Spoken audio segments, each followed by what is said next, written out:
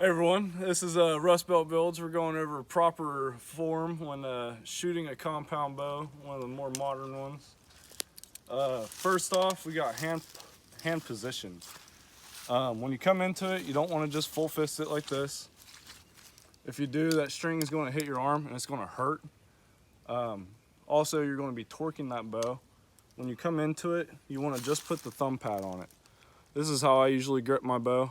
I'll tuck in my 3 other fingers, put the index finger on the front of the riser, thumb up against it, and just set it nice and neat on that thumb pad. Your arm will be nice and out of the way, won't hit your arm with the string.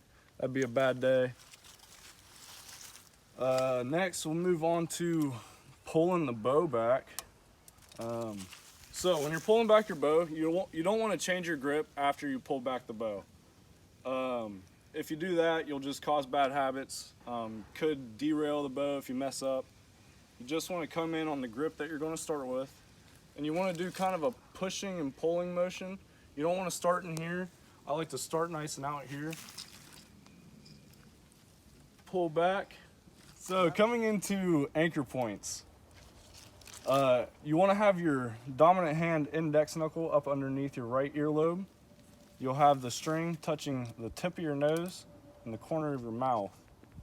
When you pull back, it should look something like this. That way you'll stay consistent. It's almost like having a good cheek weld on your rifle. You want to be able to find that peep sight every time and be able to make consistent shots. So once you're set like this, sometimes I'll look up, make sure my string isn't coming off my cam, see if I'm not torquing it. It's kind of just a habit thing of work as a bow tech. So then you'll take your index finger, wrap it all the way around that shooting, the trigger. Wrap it all the way around, and you want to pull through your shot.